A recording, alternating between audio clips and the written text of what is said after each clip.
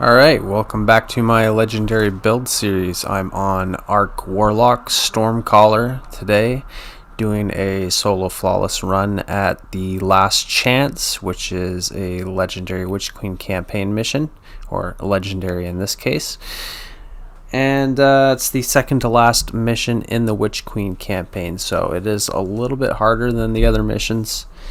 And I actually have a history of using Stormcaller to do my solo runs at this mission. I've probably put up 4 or 5 solo flawless runs at this on the weekly versions, so Legend and Master with Champions, which is even harder because they're designed for three-man fire teams, whereas the legendary campaign missions are designed for they scale down, so if you're doing it solo, it's actually easier than doing a solo Nightfall or weekly campaign mission, because there's no damage scaler to adjust for smaller fire teams. It's just everything's designed for 3-man fire teams for the weekly missions.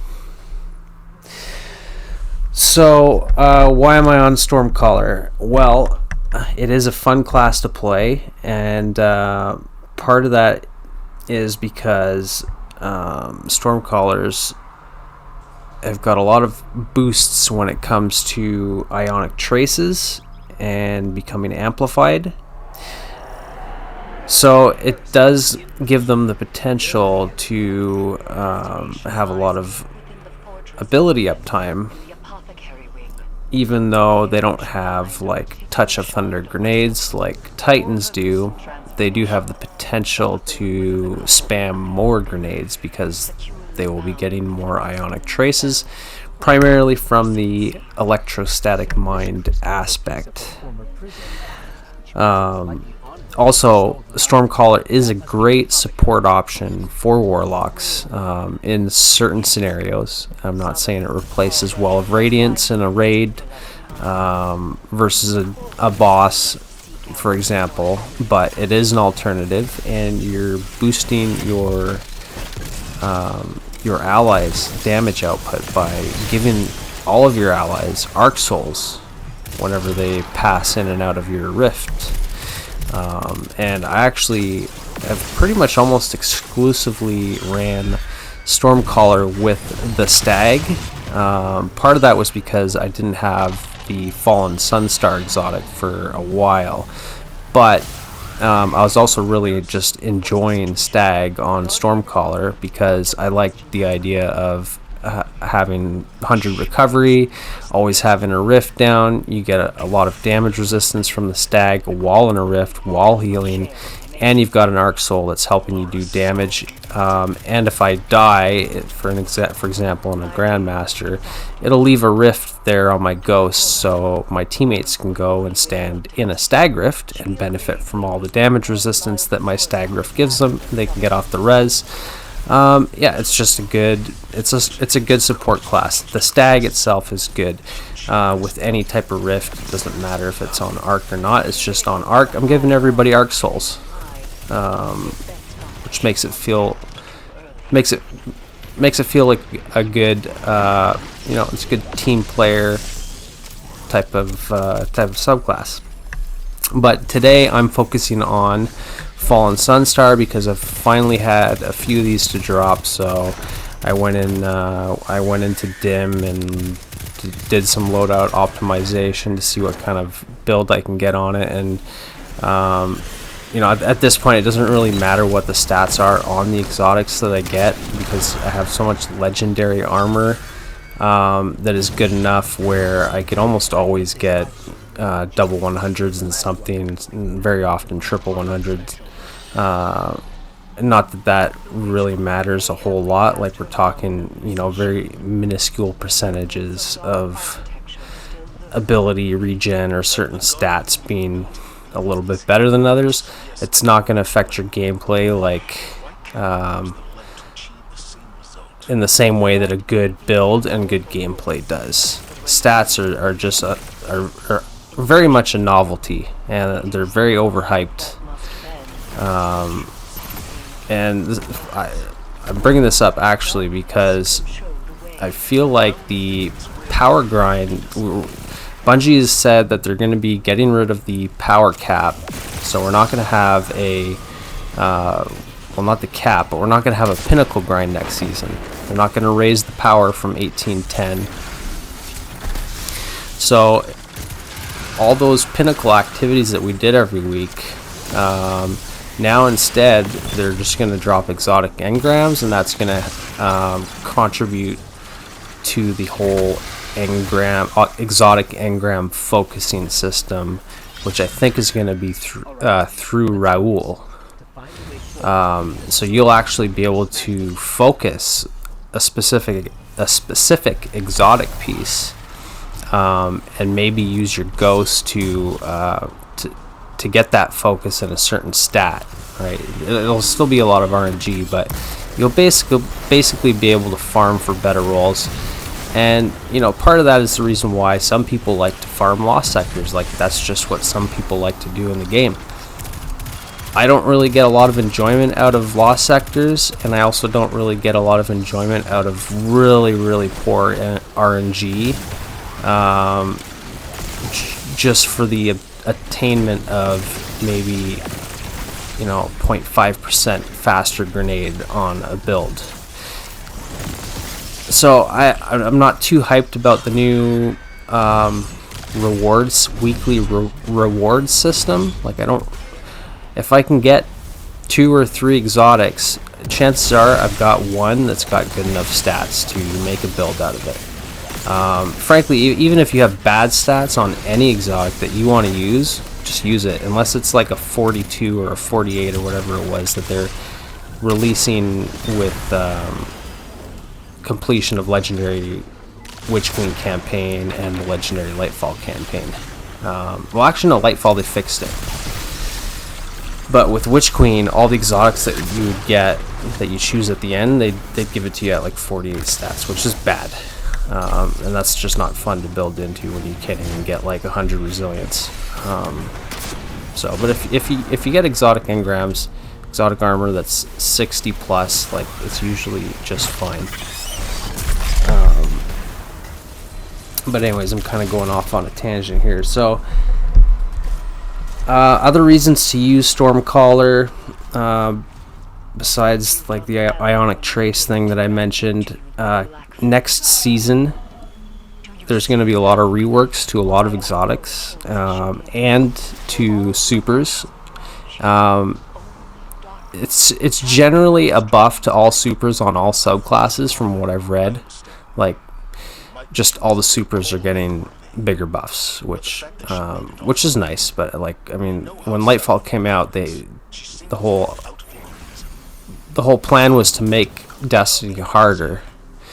So they made the game harder with their power deltas, making the enemies harder. But now they've just been slowly making our Guardians more powerful again.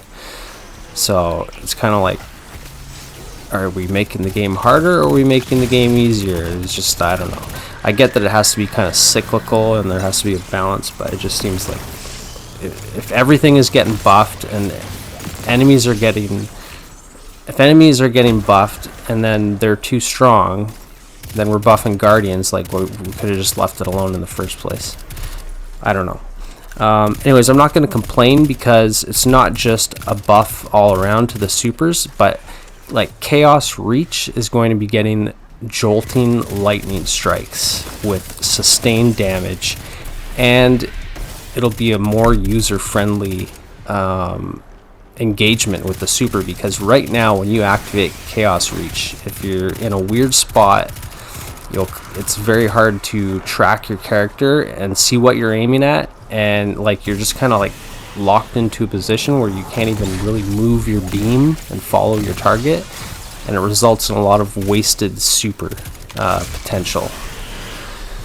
So I think Chaos Reach is going to be good next season, which I look forward to.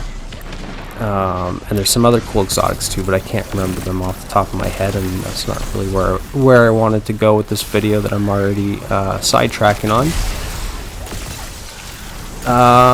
But another thing about Arc, is just any of the arc subclasses. We've got access to blind, and we've got access to jolt, and both of those ability verbs or keywords do champion stun damage. So we can blind unstoppables to stun them, then we can stun overloads by jolting them.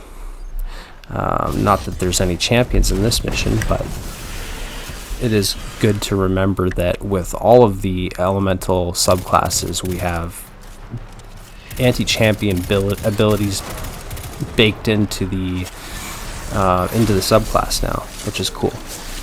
But for Stormcaller specifically, there's now there's never been a need to use Spark of Ions, and you may have heard me talk about this already on whatchamacallit, Striker. On Arc Titan, I've talked about how one of the things I like about Arc Titan is Touch of Thunder pulse grenades, because those give you Ionic Traces automatically, and it gives you more than Spark of Ions would give you for killing jolted targets. So it means you can save a fragment slot, because Spark of Ions is redundant on Titan if you're using pulse grenades with Touch of Thunder. But the same could be said for Stormcallers that are using the aspect Electrostatic Mind, and you most likely are, because Electrostatic Mind is the best option to use. We've only got 3 aspects on Stormcaller, right? There's Electrostatic Mind, and there's Arc Soul, and then there's I think it's called Tempest Strike or something. Which is one of those sprint to slide to activate your charge to use your melee, in an alternate way. And I'm not a big fan of those aspects. I find it kind of unfortunate that a whole aspect goes to, modifying a melee ability, and that's it. There's not much creativity. It doesn't do anything for the build. It's just a single ability change, and most people don't really seem to be big on them, because in endgame content, especially grandmasters, you don't want to be trying to charge up a sprint so that you can do a slide so that you can activate your melee. It's just not a practical thing to do. I get that it could be fun in more mindless content if you're just running around farming lost sectors or public activities, terminal overload, etc. Just leveling crafted weapons. Yeah, put on the fun stuff and go to town. But I do find it a little bit unfortunate that it's a whole aspect slot. So I never use that. I just use Electrostatic Mind and Arc Souls. Arc Souls, obviously, whether you're in a fire team or not, they're very good. When they first came out with the Arc 3.0 rework with Season of Plunder, Stormcallers were kind of the worst. They were the worst Arc subclass. The Arc Souls hardly did anything, and the supers were just as bad as they are here in this gameplay. Actually, that was probably the best executed Chaos Reach I did in this whole mission. Probably one of the best I've done since Arc 3.0 came out on the Stormcaller. But that's because the wizard was staying still and not moving, and I was in a fairly decent spot, without any cover obstructing my beam, right? So it worked out there situationally. But anyways, can't remember where I was going off with that train of thought. But I'll talk about Fallen Sunstar now, because I'm already halfway through this video and I keep getting sidetracked by other stuff. But Fallen Sunstar, oh right, Electrostatic Mind. So that is the key aspect that basically lays out the foundation for the build of Stormcaller, for this type of Stormcaller. because Electrostatic Mind gives you Ionic Traces every time you kill jolted targets, blinded targets, or targets that were killed by your abilities. So it's basically the fragment Spark of Ions, but for everything. So it means you don't need to use Spark of Ions. That's where I was going with that. And it's even better than Spark of Ions because it gives you Ionic Traces for even more reasons.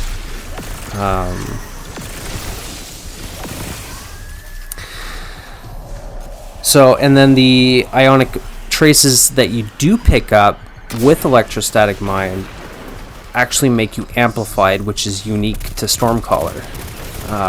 Not that being amplified is like a game changer or anything, but it is a game changer if you have an Arc Soul out, because your Arc Soul is going to have an increased fire rate. It's going to be doing more DPS when you're amplified. Also, you move faster, so you can get out of situations. You can go into situations a little bit more aggressively, and you get quicker reload, and I think you get some other weapon stat buffs while you're amplified. So there is that to consider. And then, so with Fallen Sunstar, that plays into Electrostatic Mind, basically. Because it is an Ionic Trace based exotic armor. Actually, its exotic trait is called Ionic Conductor. And so what that does is it increases the speed at which Ionic Traces travel. So they get to you faster, and it gives you more ability energy, right? So Ionic Traces actually give you ability energy to like all of your abilities. But with Fallen Sunstar, you get even more. So the traces get to you quicker. It procs Electrostatic Mind, procs Fallen Sunstar. You get more abilities. Yeah, so it's really good for that reason alone.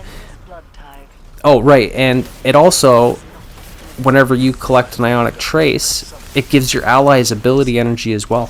So it's like if you pair Arc Soul with Fallen Sunstar, then you're like a walking support system. All the traces are boosting your allies' abilities, and they can hop into your rift and grab a free Arc Soul, and then you got 3 Arc Souls running around the map in a 3-man run. So yeah, but it's definitely usable solo as well. It's very good solo, which is what I found out here in this run. But yeah, definitely if you're in a fire team, consider that fact that you already have the ability just with the Stormcaller kit to play a support role, and then Fallen Sunstar just reinforces that. So, and then that also plays into the exotic weapon that I chose here, which I'll get into in a sec, but I wanted to cover my abilities that I chose. I chose Flashbangs for this run, just simply because the Flashbangs, it blinds a huge radius worth of enemies. And then when I kill those blinded enemies, they give me Ionic Traces. Yeah, I could have just thrown a pulse grenade and they would have died quicker, and I still would have got pulse grenades because they died from the ability, they died from the jolt, whatever. It doesn't really matter what grenade you want to use. I just chose Flashbangs just because it's kind of like crowd control. Like a pulse grenade has a smaller radius than a flashbang, so a flashbang can actually do crowd control along with the killing, and I'm running it with Spark of Shock so that my grenades jolt, right? So the flashbang is usually going to get a kill, and then it's going to jolt some targets, and then to the extent of an even wider radius, whatever's left standing is going to be blinded. Excuse me. And then for my melee, I'm using Chain Lightning with Spark of Feedback. So Spark of Feedback isn't necessary, but it is if I get rushed, which as a Warlock I don't really want to get rushed. So I have a pretty powerful melee that I can use in the case that I do get rushed with Chain Lightning. And it jolts, which is nice, because usually if you're getting rushed, it's by like trash ads like dogs or thrall or whatever. So the Chain Lightning will just take them all out in one shot.